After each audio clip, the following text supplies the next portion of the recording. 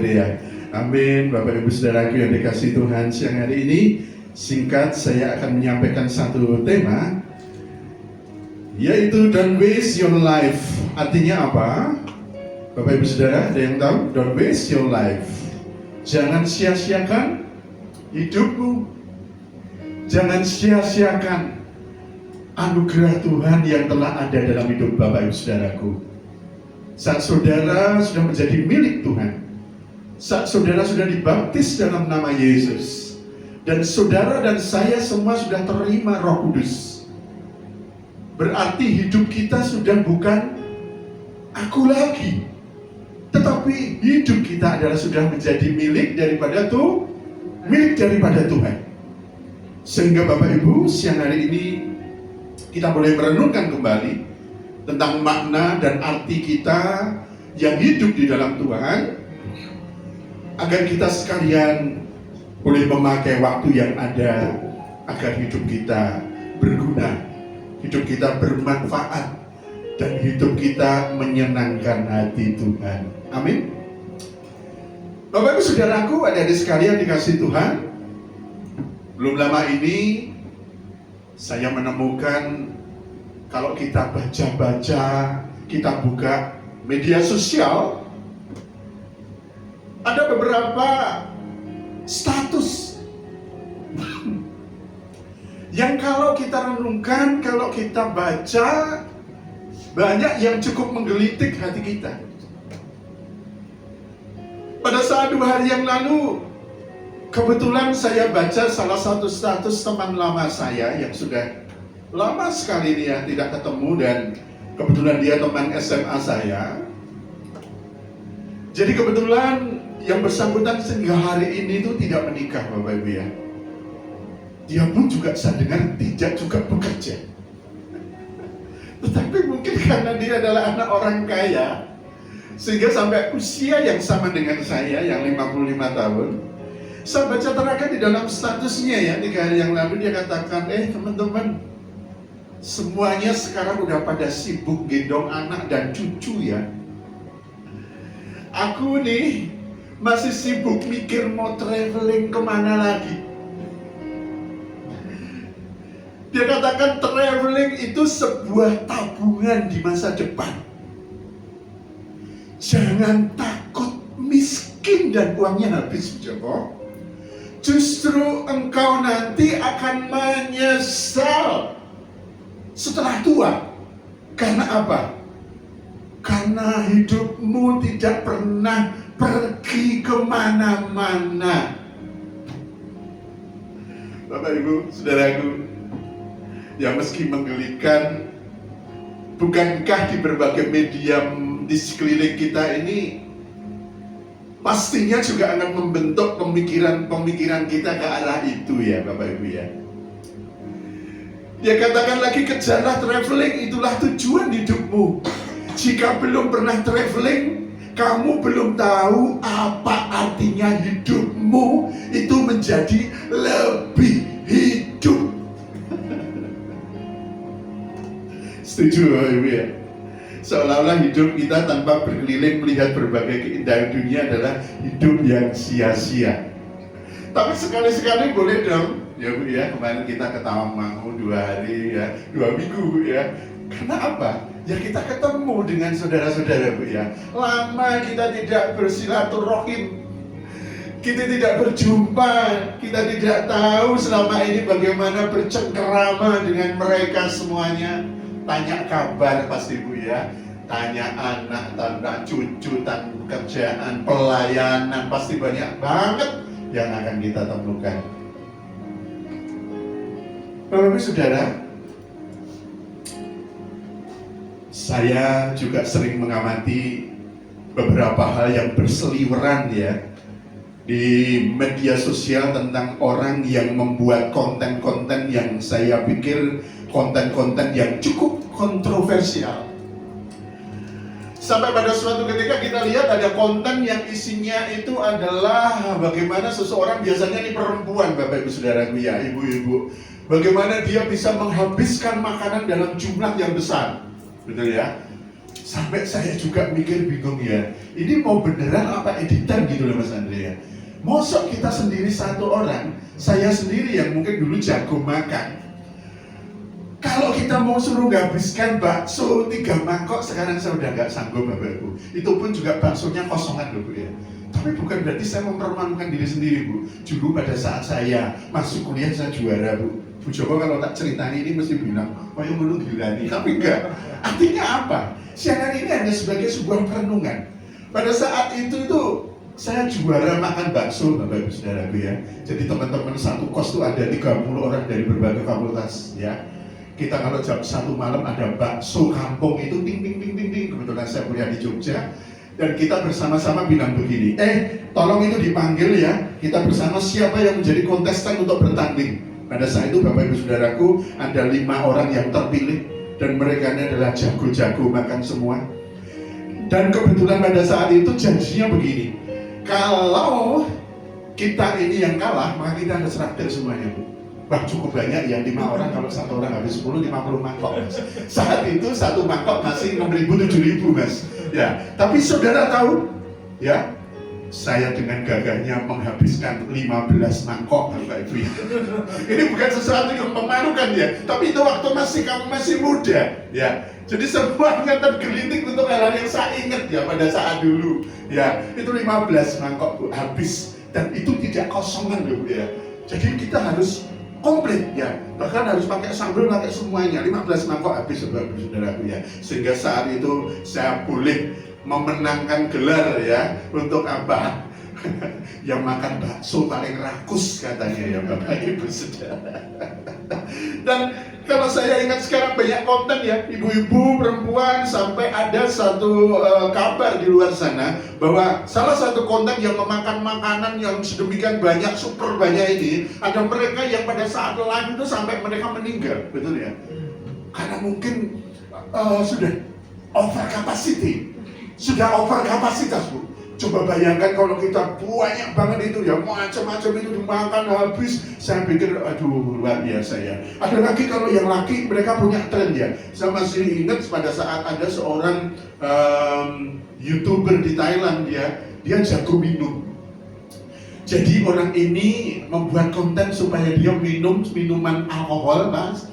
Dan dia ini karena dipaksa untuk minum yang berlebihan, sampai dia di live YouTube-nya itu dia sampai meninggal. Iya, jadi sampai meninggal. Jadi kalau kita lihat ada berapa puluh botol mungkin gitu ya, botolnya besar-besar ya, dia minum langsung 1 teguk Mas. Oh 1 teguk itu Bapak Ibu Saudaraku. Habis itu langsung jeda sebentar ya, kemudian diteguk lagi 2 botol besar, kemudian ada diberi waktu sekian detik, ngambil lagi yang ketiga. Bapak Ibu Saudaraku, sampai saya hitung dia habis untuk botol yang ke-11. Dan pada saat yang ke-12 dia duduk, dikira dia akan kembali bangkit untuk minum botol yang ke-12. Tapi ternyata dia tidak pernah bangkit Bapak Ibu ya. Jadi dia akhirnya terduduk dan akhirnya dia jatuh dari kursinya, dan akhirnya emergency, akhirnya ambulan juga yang datang. Bapak Ibu Saudaraku, kalau kita melihat di luar sana fenomena-fenomena ini, kita melihat waktu dan hidup kita sebenarnya dipergunakan untuk apa ya? Mungkin kita bilang, kita untuk konten. Kita ini kerja loh Pak, betul ya? Karena dengan banyak konten-konten yang unik, maka kita akan menghasilkan uang. Tapi pertanyaan saya, apakah konten-konten itu cukup memberi manfaat? Apakah konten itu berguna untuk diri kita? Apakah konten-konten itu juga berguna untuk orang-orang yang melihat di luar sana? Dan yang paling utama adalah, apakah konten-konten itu dibuat dengan tidak ada satu resiko terhadap diri kita sendiri, terhadap hidup kita sendiri Bapak Ibu, amin. Sering tidak saudara mengamati di luar sana hal yang demikian? Bapak Ibu Saudara yang dikasihi Tuhan, kalau kita melihat sudah banyak sekali yang harus kita renungkan di luar sana.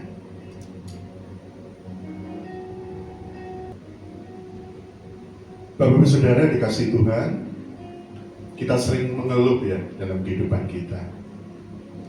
Mengeluh dan mengeluh, merasa bahwa berkat Tuhan itu kurang atau tidak sesuai dengan yang kita harapkan dalam hidup kita. Kita merasa belum diberkati karena keadaan kita. Apa yang sekarang ada dalam hidup kita sepertinya kok begini-begini saja ya. Sepertinya tidak ada perubahan. Setiap hari rutinitas hidup kita hanya seperti itu saja. Pekerjaan ya seperti itu, kehidupan keluarga ya seperti demikian. Hal-hal yang terkait dengan apa yang kita kerjakan dalam pelayanan juga begitu-begitu saja. Pikiran itu muncul karena kita melihat segala sesuatu yang kita lihat di dalam kehidupan dengan kata mata jasmani kita. Tapi coba kita akan merenungkan Bapak Ibu Saudaraku. Kita sering lupa sebagai orang yang percaya bahwa berkat Tuhan itu sebenarnya sudah kita terima, dan berkat Tuhan itu sungguh luar biasa besar. Yang pertama adalah kalau kita boleh merenungkan bahwa kita sudah menjadi milik Kristus. Yang pertama sebenarnya kita sudah menerima di dalam pengorbanan Tuhan kita. Yang pertama adalah pengampunan dosa. Coba saudara renungkan, Yesus mati bagi kita. Hal yang pertama yang menjadi janji Tuhan dalam hidup saudara adalah bahwa kita sebagai orang yang berdosa, kita sudah mendapatkan pengampunan dosa. Kita boleh bisa baca di dalam kitab Lukas pasalnya yang kelima yang ke-24. Tetapi supaya kamu tahu bahwa di dunia ini Anak manusia berkuasa mengampuni dosa. Kemudian kita lupa juga melihat ada berkat lain. Berkat yang kedua adalah keselamatan jiwa. Dikatakan demikian di dalam Kisah Para Rasul 4 ayat 11 sampai 12. Yesus adalah batu yang dibuang oleh tukang bangunan, yaitu kamu sendiri. Namun ia telah menjadi batu penjuru. Dan keselamatan tidak ada di dalam siapapun juga selain di dalam Dia. Sebab di bawah kolong langit ini tidak ada nama lain yang diberikan kepada manusia yang olehnya kita dapat diselamatkan. Dan yang ketiga, berkat yang kita lupakan telah kita terima untuk Bapak Ibu Saudaraku adalah damai sejahtera. Dikatakan demikian di dalam kitab Yohanes 14 ayat 27, damai sejahteraku tinggalkan bagimu, damai sejahteraku kuberikan kepadamu, dan apa yang kuberikan tidak seperti yang diberikan oleh dunia kepadamu. Sehingga janji Tuhan dengan tegas mengatakan, janganlah gelisah dan gentar hatimu. Amin. Saudara lupa, kalau saudara memikirkan berkat-berkat jasmani, tetapi saya dan saudara lupa akan 3 berkat yang saya katakan ini. Bahwa sebenarnya ketika berkat Tuhan ini lebih berharga dari berkat-berkat jasmani yang selalu kita keluhkan, karena berkat-berkat tersebut bernilai kekal. Dan berkat-berkat tersebut dapat membuat manusia merasakan kebahagiaan yang sejati. Kebahagiaan hidup di dalam Roh Allah yang mimpin kita menuju hidup bahagia yang kekal, Bapak Ibu Saudaraku. Jadi sekali lagi, siang hari ini saya meminta perenungan Bapak Ibu Saudara dari sekalian.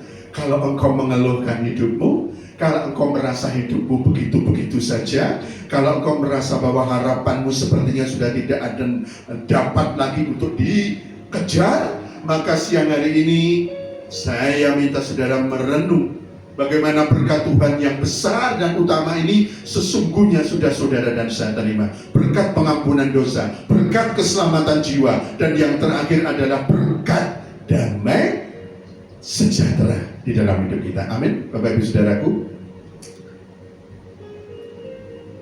Sekarang pertanyaannya, Bapak Ibu Saudaraku, bagaimana dengan kita sebagai anak-anak Tuhan untuk kita mempunyai sikap agar hidup yang diberikan Tuhan untuk saya dan saudara adalah merupakan kehidupan yang tidak sia-sia, kehidupan yang dipakai kita untuk memuliakan nama Tuhan.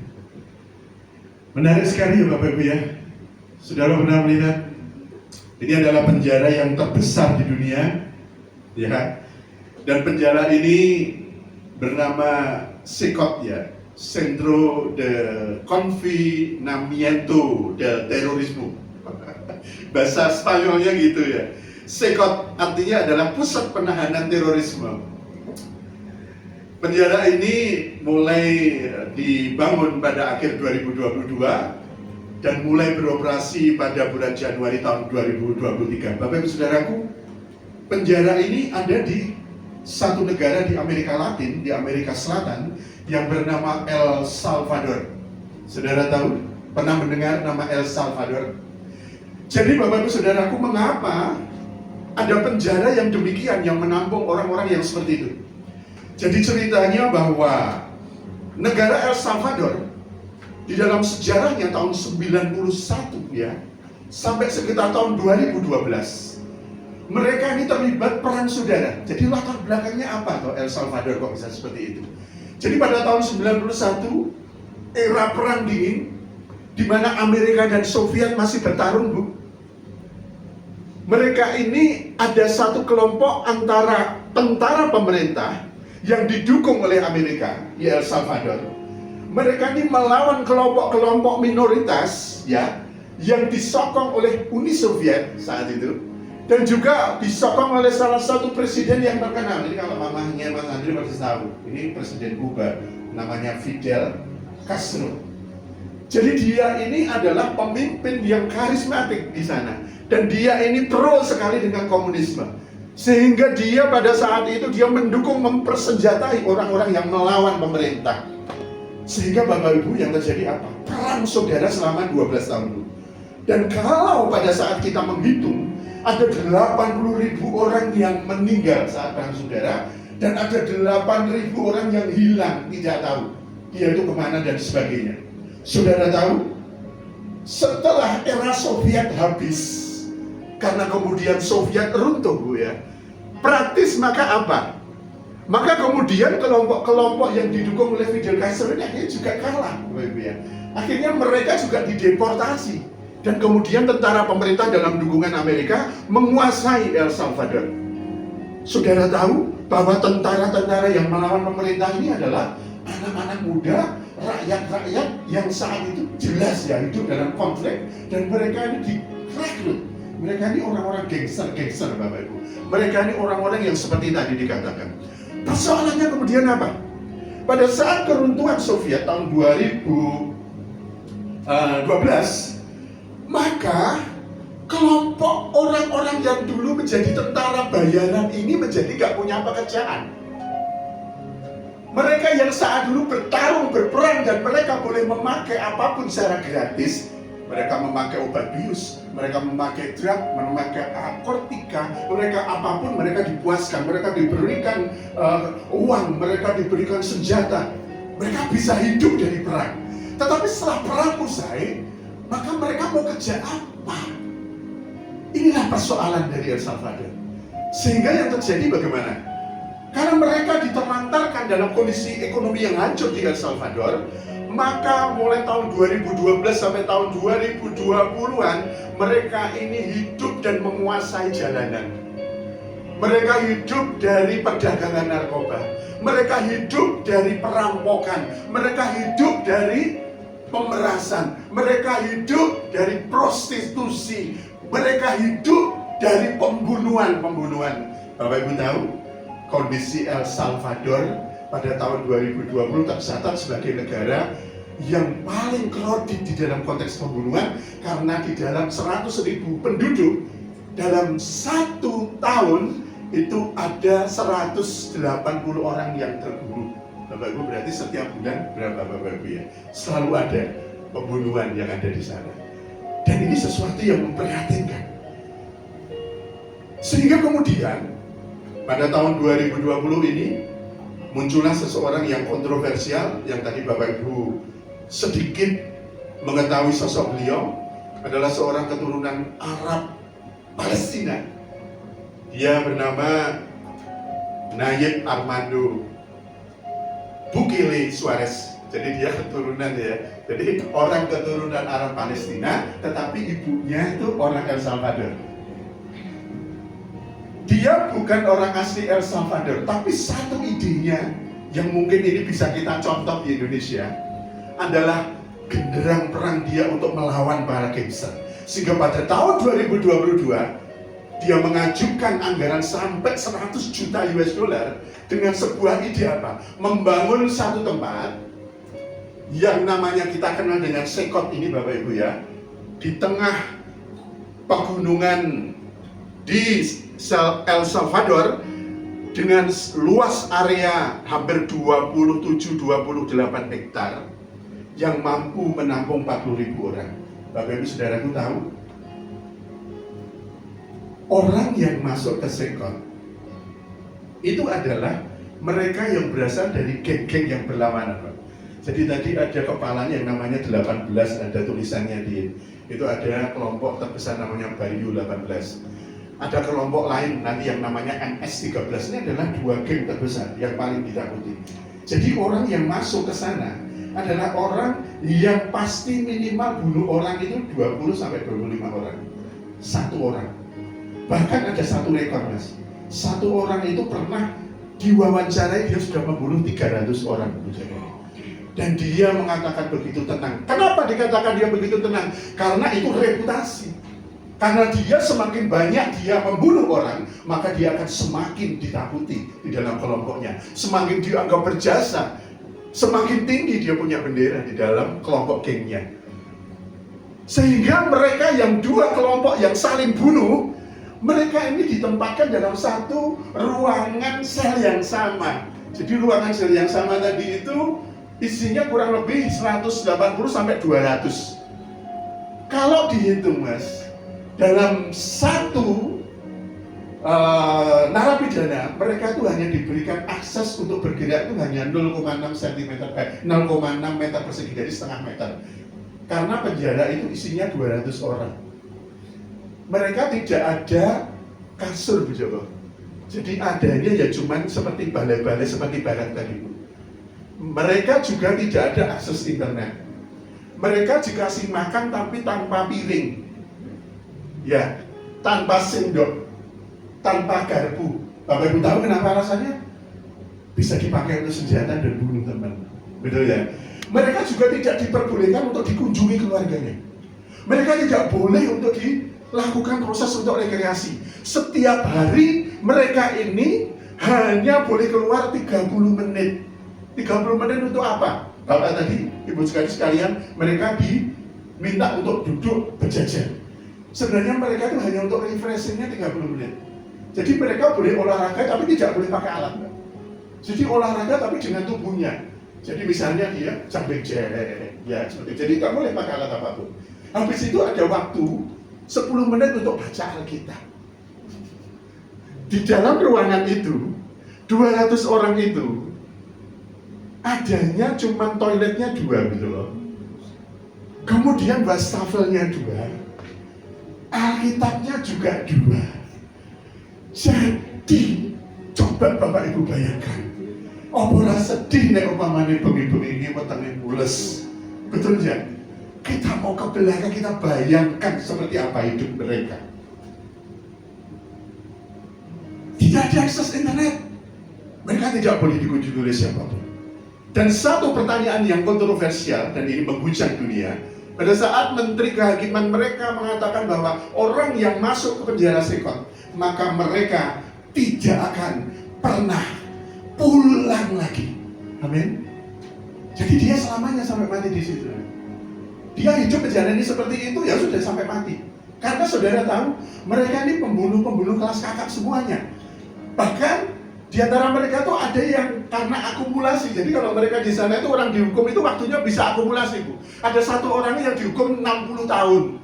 Ada satu orang yang dihukum 120 tahun. Karena apa? Dari satu orang yang dibunuh itu misalnya 10 tahun. Kalau 25 bisa 250 tahun. Gitu.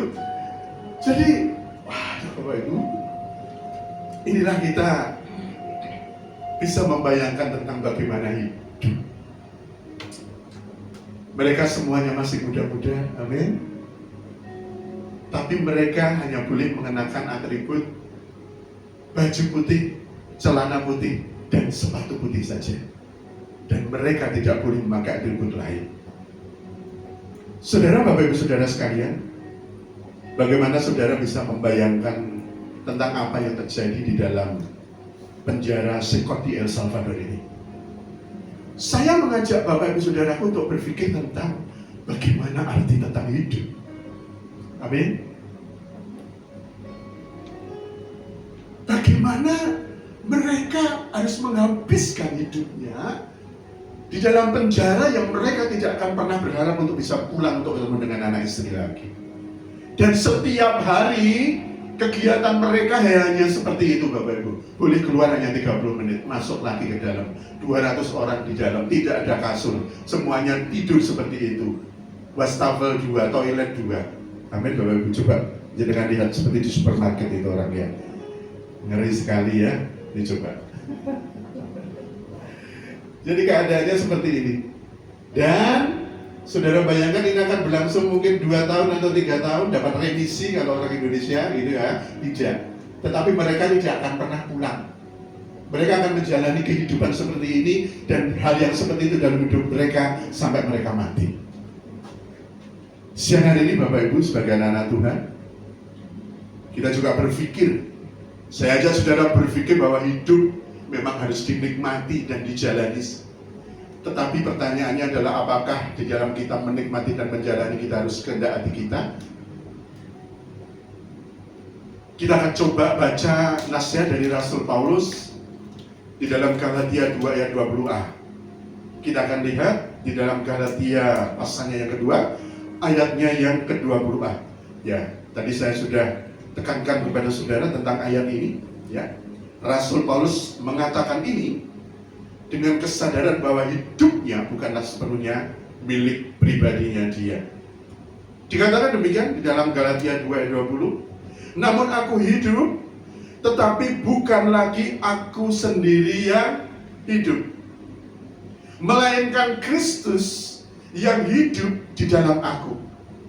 Dan hidupku yang kuhidupi sekarang di dalam daging adalah hidup oleh iman dalam anak Allah yang telah mengasihi aku dan menyerahkan dirinya untuk aku.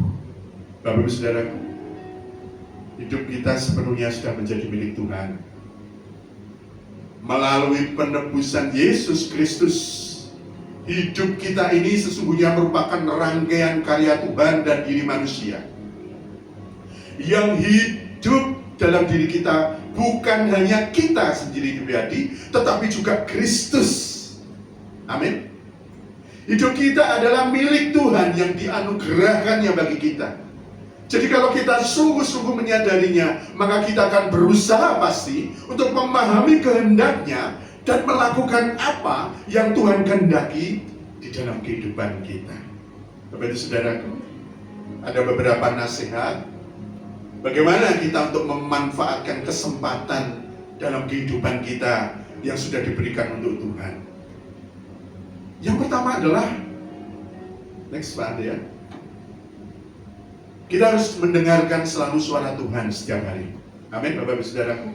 Amsal 2 ayat 6 dikatakan, karena Tuhanlah yang memberikan hikmat, dari mulutnya datang pengetahuan dan kepandaian. Mari kita terus mengisi hidup kita dengan firman Tuhan.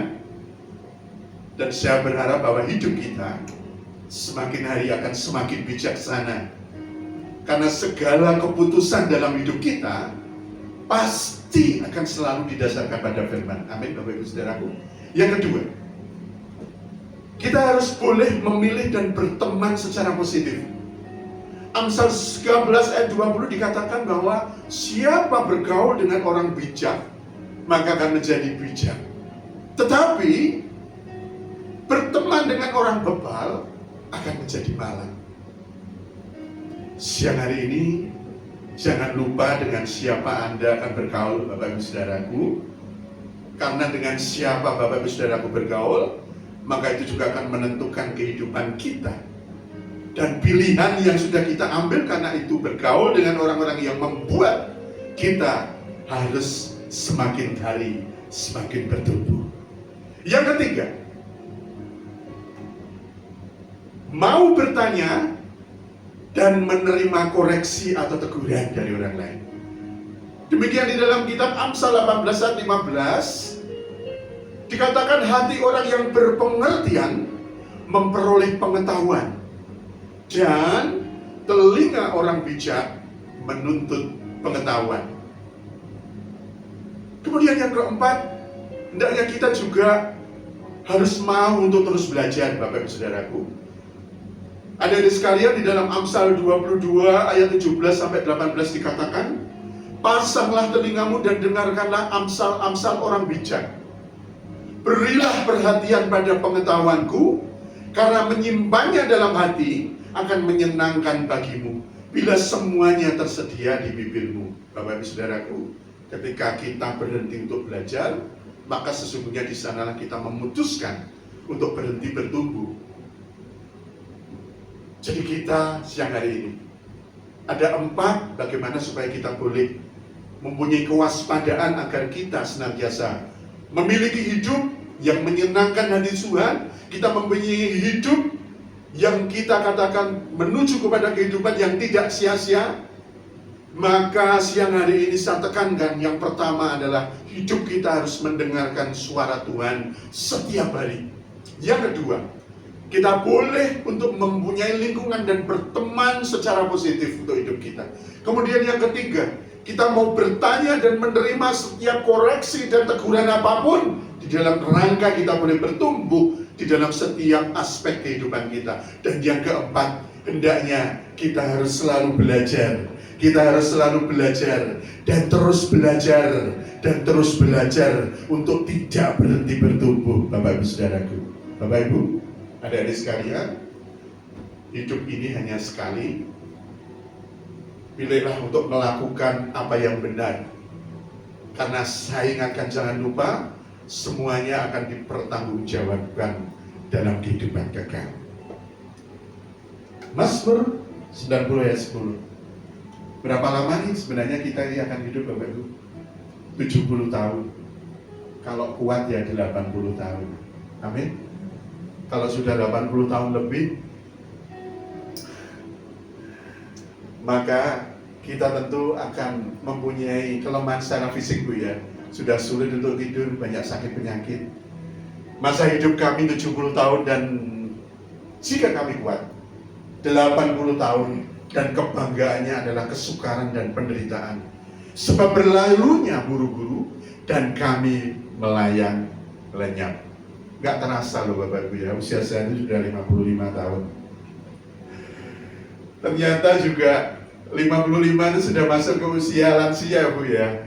Betul ya, pralansia, Bu ya, 55, sebentar lagi sudah 60. Aduh Bapak Ibu Saudara ya, coba kita renungkan loh Mas, bener gak ya?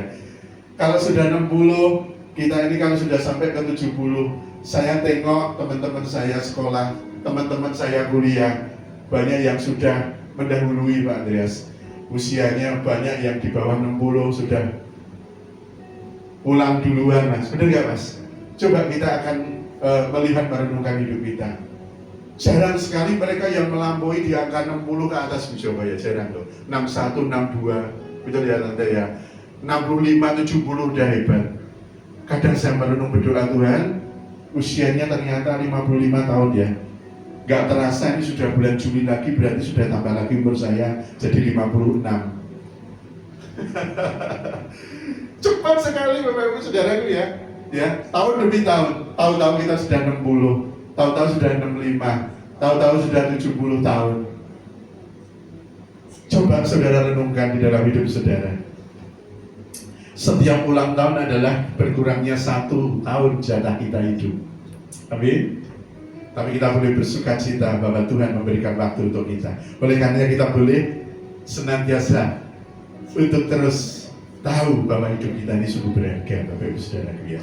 Saya selalu berdoa Tuhan memberikan kesehatan, Tuhan memberikan kemampuan, Tuhan memberikan senantiasa berkat untuk apa? Untuk menyelesaikan tugas kita di dunia ini. Agar kelak pada saat kita boleh berjumpa dengan pencipta kita, kalau kita ditanya apakah kita sudah menyelesaikan tugas, iya Tuhan, oleh karena kasih karunia-Mu, kita sudah menyelesaikan tugas kita. Jadi Bapak Ibu adik-adik sekalian, mari kita merenungkan kehidupan kita dari setiap waktu yang telah Tuhan berikan dalam kehidupan saya dan saudara. Saya tutup dengan satu ilustrasi nyata Bapak Ibu Saudara. Di dalam gambar di depan ada seseorang yang bernama William James Sidis. William James Sidis, kenapa ini di sebelahnya? Mungkin kalau itu saudara nggak begitu familiar ya. Tapi kalau yang sebelahnya saudara tahu siapa dia? Dia adalah Albert Einstein. Saudara tahu siapa dia, Albert Einstein? Seorang yang hebat Bu ya, seorang yang jenius ya. Saudara tahu dia seorang ilmuwan terbesar yang pernah lahir ya. Saudara tahu sebagai seorang yang jenius, kira-kira Albert Einstein dengan William James Sidis yang saudara mungkin mukanya saja baru tahu sekarang, kira-kira IQ-nya lebih besar atau lebih banyak yang mana? Lebih unggul yang mana Bapak Ibu Saudaraku? Ada yang jawab Bu di sini?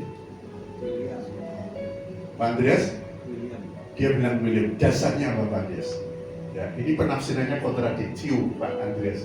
Dasarnya apa Pak? Tahu saya dia punya IQ 200. Luar biasa. IQ-nya 254 Bapak Ibu Saudaraku ya. Jadi Pak Andreas memilih William, meskipun dia nggak tenar ya. Dia nggak terkenal ya. Kenapa Pak Andreas nggak boleh? Wah pasti Einstein lah, betul ya? Ada Bu? Setuju dengan Pak Andreas? Einstein, it's okay. Saya tanya yang sebelah sini. Ada yang setuju dengan Einstein? Einstein Pak ya? Betul Mas Andrea? Yakin ya? Mbak Iis juga sama? Anak-anak? Setuju? Kamu lebih mengunggulkan Einstein atau William James Sidis? Einstein ya? Yakin ya? Idola ya? Clara pilih apa? Kamu kayaknya lebih terkenal yang itu ya, Kubisen itu ya. Bapak ya, sebagai orang pintar ya, siapa Clara kenal? Dia kan ada dia. Albert Einstein ya, pokoknya Pak Joko dia itu yang menemukan nuklir gitu aja ya. Teori nuklir, teori relativitas. Amin ya. Kalau Hani pilih siapa? Hah? Pilih William? Waduh, seperti Pak Andreas. Luar biasa. Alasannya apa? Saya sudah googling Pak Joko. Dia masih gitu. Tapi kita boleh ya, ini satu pemikiran kontradiktif. Bapak Ibu Saudara sekalian, William James Sidis Bu, ini adalah putra seorang imigran yang berasal dari seorang ayah yang keturunan Ukraina. Ya. Tetapi ibunya adalah seorang keturunan Yahudi. Dia berimigrasi ke Amerika Serikat pada tahun 1890-an. Saudara tahu, William James Sidis kecil pada usia 18 bulan, berarti 1,5 tahun, dia sudah bisa membaca koran New York Times. Usia 1,5 tahun dia bisa maca koran Pak. Dulu waktu saya kecil sebelum sekolah, lihat orang dewasa beli koran Pak.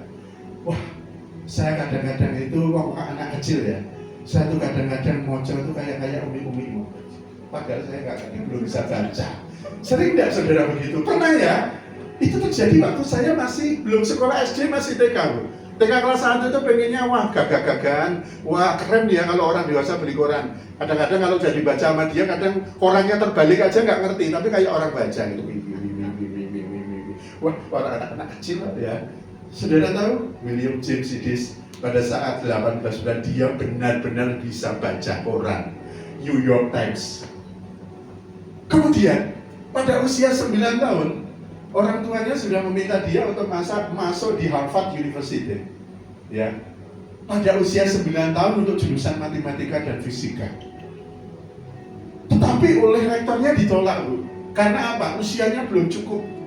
Sehingga akhirnya dia menunggu 2 tahun kemudian. William James Sidis ini pada 11 tahun dia baru diterima di sekolah.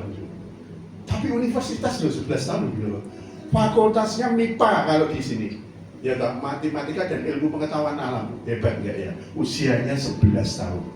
Dan dia tercatat hingga hari ini dalam sejarah sebagai orang termuda yang pernah mendaftarkan di Harvard dalam usia yang rekornya nggak terpecahkan sampai hari ini. Itu reputasinya. Saudara tahu, James Sidis pada usia 11 tahun ini dia sudah bisa menguasai 7 bahasa asing. Anak usia 11 tahun 7 bahasa asing. Dan pada saat meninggalnya James Sidis pada tahun 1944, dia menguasai tercatat 40 bahasa asing. Waduh, luar biasa guys, terbayangkan. Dari reputasi ini, kalau kita bandingkan dengan yang pakai kumis, ini adalah Albert Einstein ya. Dia adalah seorang ilmuwan fisikawan terkemuka yang menemukan teori relativitas. Yang kita tahu adalah teori yang saat ini salah satunya adalah seorang yang menemukan tentang teori tentang nuklir. Inilah adalah Albert Einstein. Saudara tahu sekarang kesimpulannya dari reputasi keduanya, Albert Einstein ini ternyata IQ-nya cuma 160 Bu. Saudara yang punya IQ berapa? Ya kan? Pak Joko pernah dites dulu waktu SMA, IQ-nya 130 Bapak Ibu. Tapi udah lumayan ya, 130 ya. Karena saudara tahu, pada saat saya masih di SMA 4 Pak, itu kelas paralel ada 8 kelas, satu kelas isinya 50 orang, ada 400 orang. Kalau dulu zaman saya, itu IPA IPS dihapus, ada kelas bahasa, ada kelas fisika A1, ada fisika, ada kemudian biologi A2, kemudian ada A3 IPS, kemudian ada A4 bahasa. Dulu gitu tuh Bu ya. Jadi A1, A2, A3, A4. Ini juga berkonotasi kalau anak yang pintar, yang berprestasi, yang unggul, pasti dia anak A1. Gitu ya. Anak fisika kok Mas Andri gitu ya. Kemudian kalau misalnya orang yang rodok lumayan, itu A2, biologi. Saya dulu masuknya biologi karena pengen jadi dokter. Kemudian yang ketiga, ini anak yang ya biasa-biasa aja ya. Karena dia anak IPS Mas. Biasalah kalau sekarang tuh anak apa? Anak IPS nih. Kayaknya begitu, aduh ya. Kalau nggak orang anak IPA itu kayaknya nggak exactly gitu ya. Tapi memang benar. Dikotomi itu memang sejak dulu seperti itu. Dan yang paling terakhir itu adalah kelas A4, kelas budaya dan bahasa. Ibaratnya anak-anak dulu menyebut timbangannya orang sekolah. Jadi anak-anak buangan hanya 2 kelas Bapak Ibu. Namun saudara tahu, pada saat saya dulu semuanya dites akhir Pak, untuk 400 orang dari A1, A2, A3, A4, saudara tahu ada satu peristiwa kontroversi. Karena yang punya IQ tertinggi itu 146. Kira-kira dia anak dari A1, A2, A3 atau A4? A1 ya kan ya? Pasti dong, A1 ya Bu Joko ya. Fisika ya Bu ya. Ternyata bukan anak fisika Bu. Itu anak yang ngelenyeng, biasanya ikut teater. Anaknya nyeniman, Mas. Dia seorang yatim piatu. Dan dia dipelihara oleh neneknya pada saat itu menjadi teman saya di SMA 4 ya. Dan kalau sekolah, yang dulu waktu saya nggak pernah bawa tasan. Bawanya cuma buku satu dilepet di belakang gitu kan. Ya toh, pakai baju kadang sering nggak pakai bed. Sehingga apa? Kalau upacara dia terkenal karena apa? Sering suruh maju. Kadang saya berpikir anak ini kok nggak kopen kok ya. Anak ini sampai nggak bisa beli bed, yang masang bed juga nggak ada. Tetapi teman saya ini ternyata pada saat upacara bendera, saya pikir dia disuruh maju untuk hal yang sama, bahwa dia nggak pakai bed lagi. Ternyata kepala sekolah kami mengumumkan bahwa tes IQ tertinggi itu dipegang oleh seorang anak yang biasanya bandel ini Bapak. Biasa dia ke depan dengan gaya yang santai gitu Bapak. Ya, ini adalah teman saya. Dia adalah anak bahasa, anak A4 bahasa. Ya, namanya sekarang ini masih sering terhubung saya, Dokter Yayas Murdowo, MSc, MA, PhD. Ngerti Mas? Dia bekerja sebagai dosen senior di Universitas Indonesia. Jadi pada saat saya diterima di Gajah Mada, Yayas Murdowo ini diterima di Universitas Indonesia jurusan psikologi masa, dan dia mendapatkan beasiswa ke Amerika dan kemudian terakhir dia ke Inggris untuk mendapatkan gelar PhD-nya. Bapak Ibu Saudaraku, ini adalah sebuah cerita yang nyata saat saya mengingat nama William James Sidis ini. Saya belum katakan berapa IQ-nya James Sidis. James Sidis ini punya IQ 254, Bapak Ibu Saudaraku. Hebat sekali Bu ya. Einstein kalah Bu berarti Bu. 254, dan orang yang pernah tercatat sebagai orang yang tercerdas yang pernah ada di bumi. Pak Joko mau masuk ke persoalan apa kita bicara ini? William James Sidis, karena tekanan daripada orang tua yang dia menginginkan sejak kecil untuk didera dia menjadi anak yang hebat, akhirnya menimbulkan dampak-dampak kejiwaan Bapak Ibu sekalian. Sampai akhir hidupnya dia selibat. Apa selibat? Dia tidak menikah seumur hidup. Amin Bapak Ibu.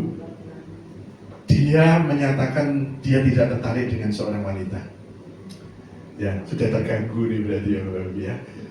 Dan dia pada saat masa akhir hidupnya tahun 1940-an itu, dia bekerja serabutan. Ya.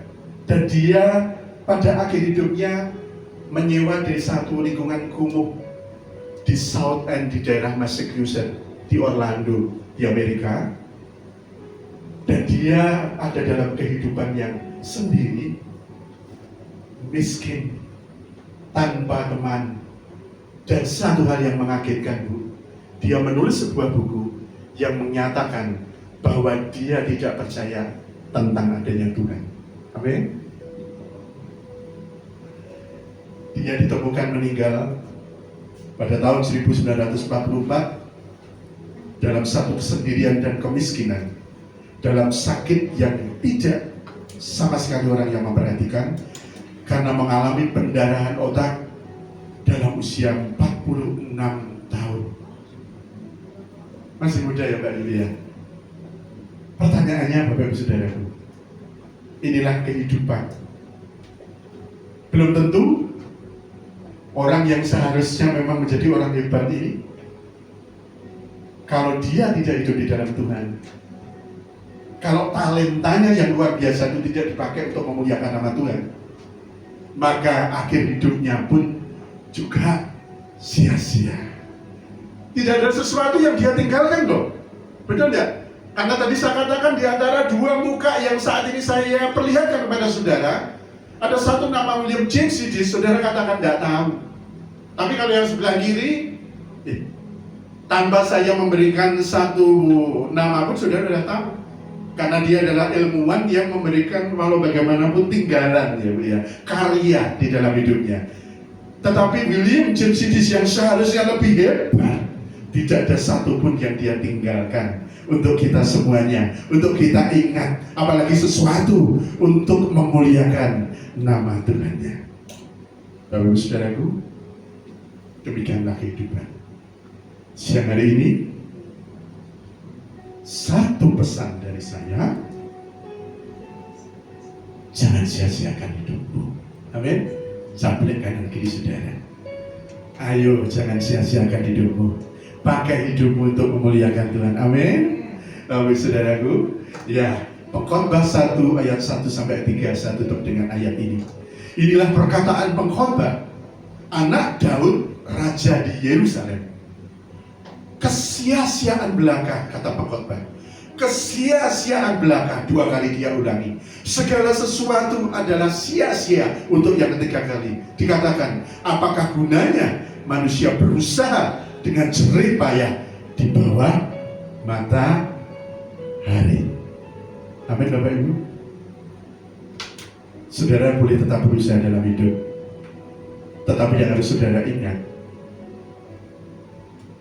apa yang kau lakukan di bawah jeripayahmu itu ada sesuatu untuk memuliakan Tuhan lewat berkatmu, lewat kepandaianmu, lewat talentamu. Berikan semuanya agar hidupmu